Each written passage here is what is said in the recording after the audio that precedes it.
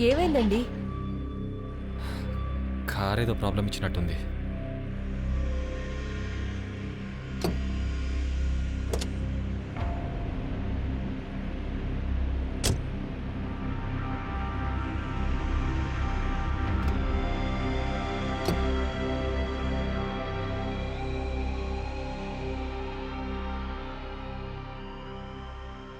కార్తికేయ కార్తికేయ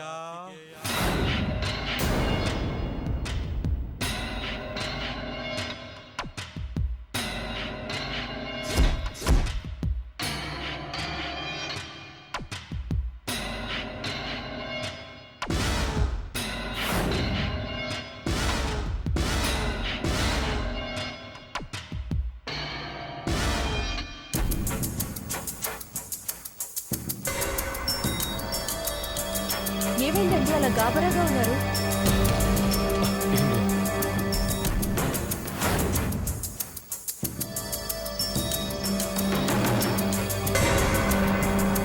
మరి చీకట్లో ఏం చూస్తున్నారు?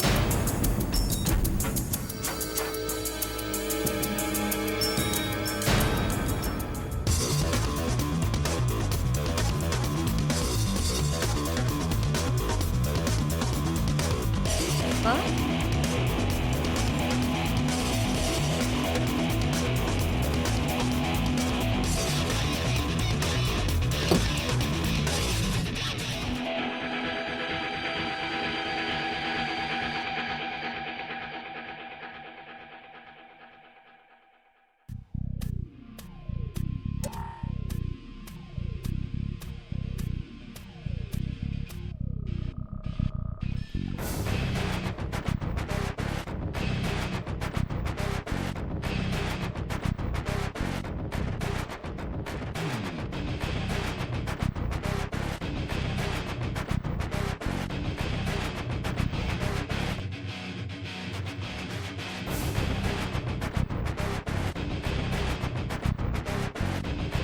జరిగిందేదో జరిగిపోయింది.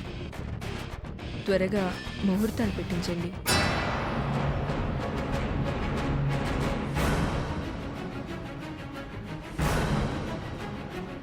లేకపోతే కార్తికేయ, సుమతి, ఈ ప్రపంచం మనల్ని అపార్థం చేసుకుంటారు.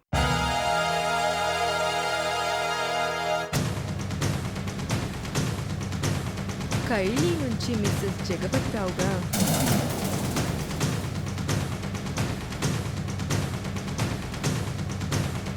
మారడానికి నాకు ఎలాంటి అభ్యంతరం లేదు.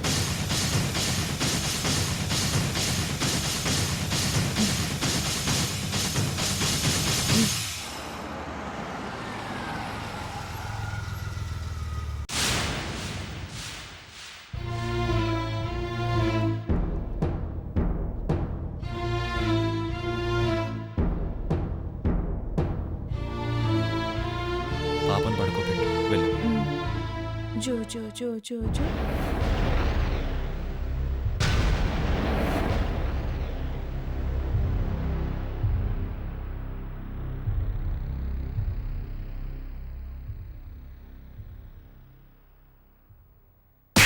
నీ భార్యని, నీ బిడ్డని, నీ తండ్రిని ఎవరిని వదలను.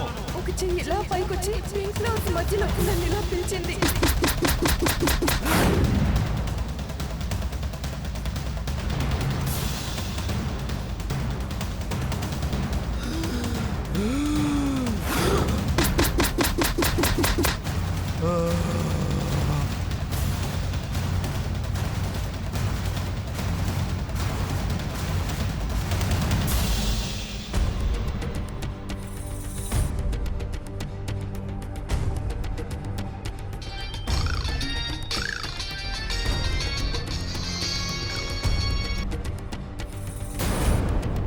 Operation success. రేపో ఎల్లుండో గుళ్ళో పెళ్ళి.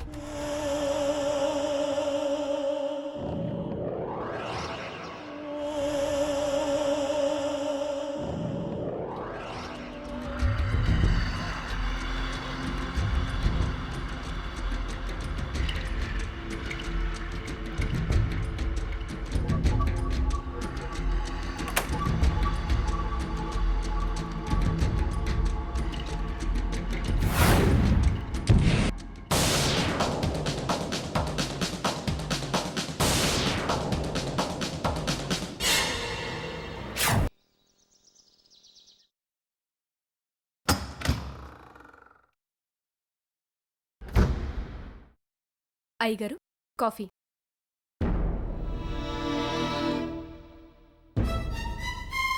అయ్యగారు కాఫీ.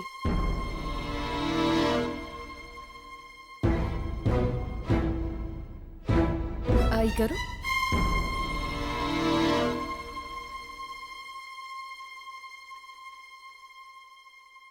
అయ్యగారు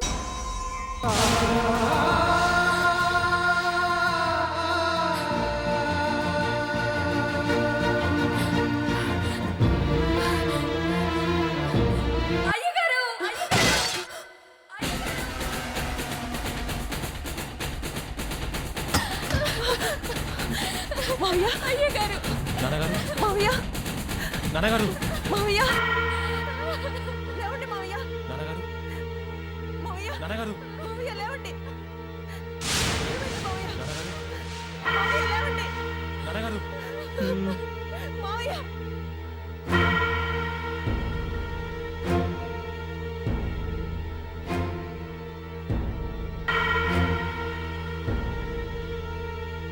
ముసలోడు మన ప్లాన్ చెడగొట్టాడు. చిచి, సర్లే, పెదనాన్న ప్రాణం కంటే పరువే ముఖ్యం అనుకున్నాడు. అయినా ఇప్పుడు మనకు లాభమే జరిగిందిగా. అంతేనంటావా? అవును, కార్తికేయ ఎలాగో నీ గ్రిప్లోనే ఉన్నాడు. ఇప్పుడు ఆస్తి మొత్తానికి అతనే వారసుడు. ఇక నిన్ను వదలను మిస్టర్ కా.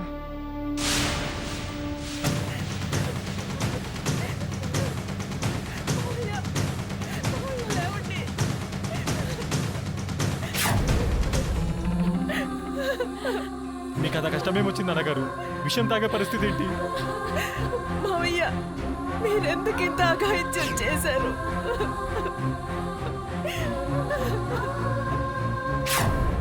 ఒక మాట, హ? ఇది సూసైడ్ కదా, పోలీసులు వస్తారేమో. సర్లే, చూద్దాం.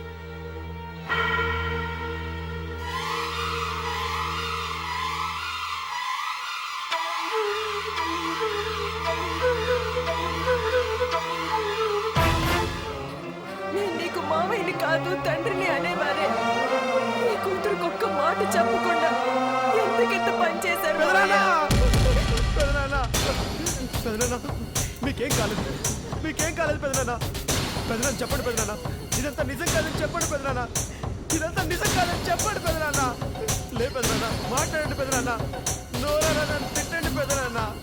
పెదనాన్న, అమ్మను పోగొట్టుకున్నాను, నాన్నని చంపుకున్నాను.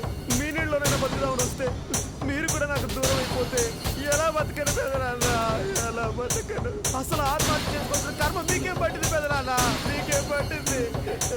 మావయ్య, నాకు అన్యాయం చేసి వెళ్ళిపోయావు పెదనాన్న. అసలు ఆత్మహత్య చేసుకోవాల్సిన కర్మ మీకెందుకు పట్టింది పెదనాన్న? చెప్పండి పెదనాన్న, చెప్పండి.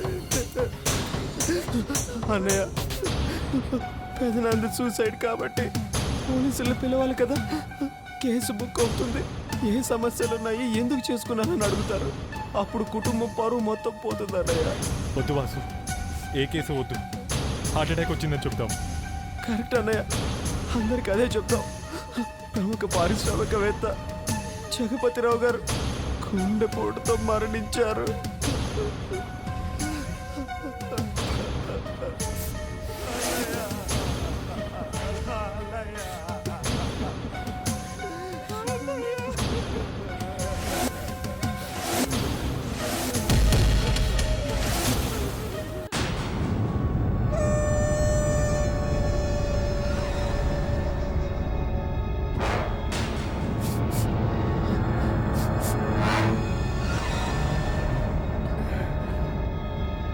సో కేసు గీసు ఏమీ ఉండవు. జగపతిరావు శవంతో పాటు నిజం కూడా నిప్పుల్లో కాలిపోతుంది.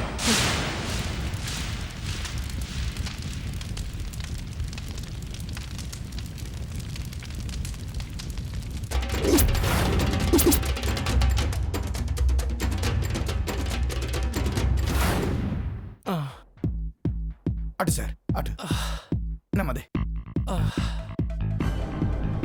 డాక్టర్ గారు ఉన్నారా? లోపల ఉన్నారు, వెళ్ళండి.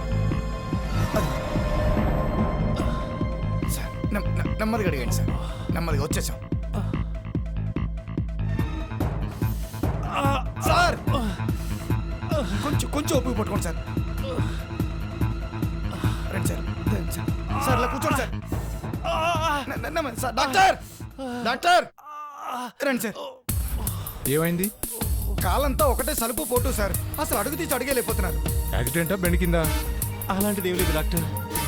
నిన్న రాత్రి అకస్మాత్తుగా నొప్పి మొదలైంది. ఒక మేకో ముళ్ళు గుచ్చుకున్నట్టు. భరించలేని నొప్పి సార్. నెమ్మది. అది సార్, సార్ కొంచెం కొంచెం ఓపిక పట్టండి సార్.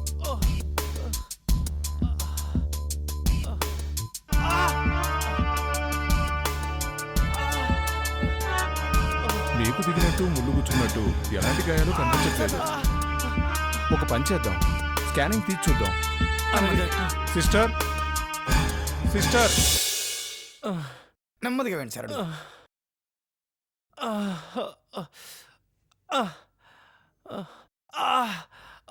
రండి సార్, ఇలా కూర్చోండి. కూర్చోండి. అంతా నార్మల్గానే ఉంది. స్కానింగ్లో ఎలాంటి ప్రాబ్లం కనపడలేదు. మీ సమస్య ఏంటో మళ్ళీ ఒకసారి చెప్పండి. కాళ్ళు ఏదో ముల్లో మేకో గుచ్చుకున్నట్టు విపరీతమైన నొప్పి డాక్టర్. నేను కొన్ని మెడిసిన్స్ రాసిస్తాను, అవి వాడండి. తగ్గకపోతే సిటీలో ఏ స్పెషలిస్ట్కో చూపించుకోండి. అలాగే డాక్టర్. నెమ్మదిగా సార్. సార్ మీ కాళ్ళు ఏదో ముళ్ళు గుచ్చుకున్నట్టు మేకి దిగినట్టు ఫీలింగ్ ఉంది కదా? అవును. ఏదో ఊరికి అడిగాను సార్. పర్వాలేదు చెప్పు. చెప్తాను సార్. నేను వ్యక్తిని కలవాలి సార్. ఆయన కలిసి ఆయనతో మాట్లాడిన తర్వాత అవసరమైతే ఆయన్నే మీ దగ్గరికి తీసుకొస్తాను. అలాగే. నెమ్మది సార్.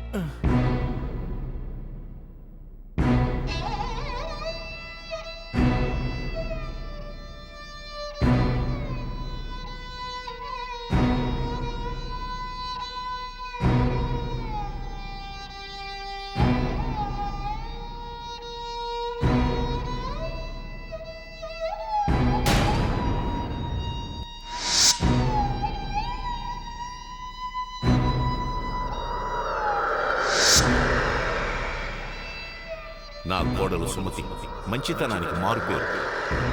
పాపం అంటే ఏమిటో తెలియదు. ఆమె కోడలుగా ఇంట్లో అడుగుపెట్టినప్పటి నుంచి నేనే ఆమె తండ్రి.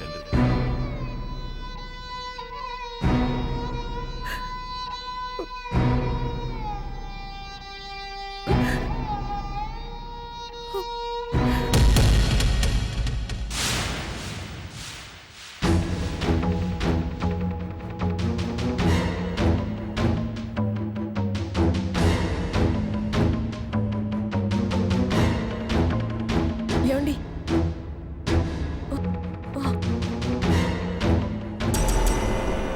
నాయన కార్తికేయ, నా బ్రతుకు ప్రయాణాన్ని ఇలా అర్థాంతరంగా ముగించేయాల్సి వస్తుందని నేను అనుకోలేదు.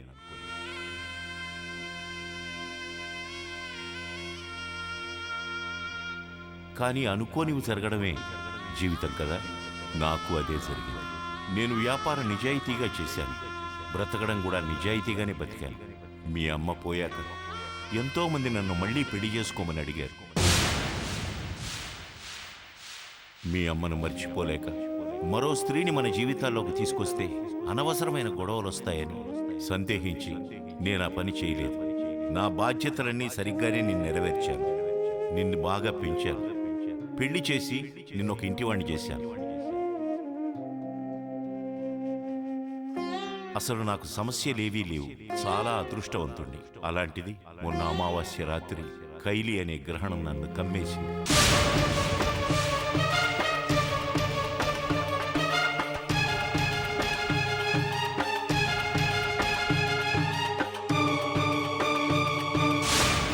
ఆ క్షణంలో బలహీనతే నన్ను ఆవరించిందో దెయ్యమే ఆవరించిందో నాకు తెలియదు.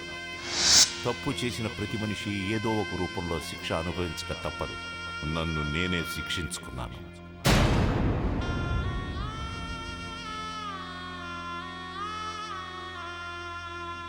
మీ అందరినీ విడిచి వెళ్ళిపోతున్నాను.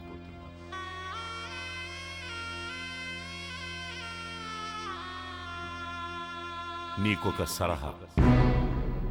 నువ్వు తీసుకొచ్చిన కైలి అనే అరిష్టాన్ని వెంటనే ఇంట్లోంచి తరిమే.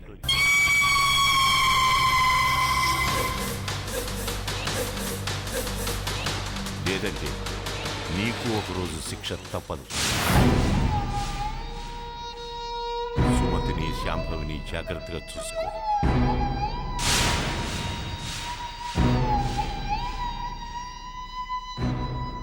మిగతా విషయాలు మన లాయర్ గారు మాట్లాడతారు.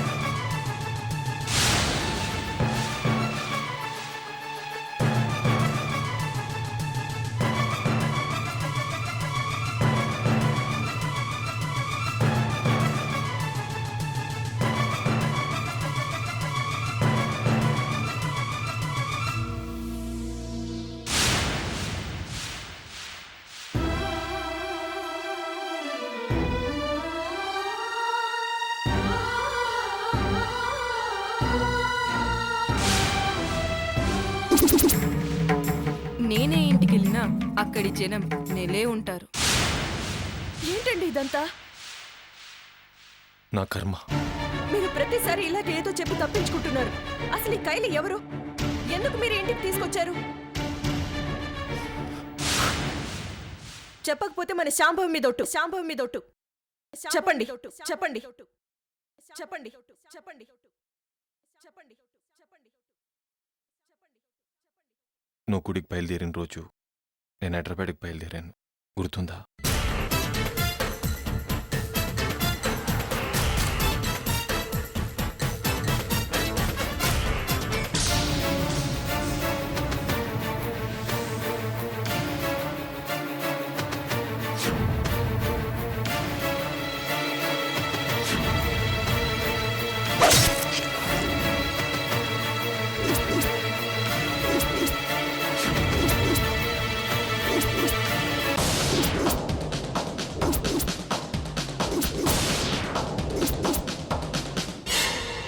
రోజు నుంచి జీవితం నాకు చిత్రహింసగా మారిపోయింది.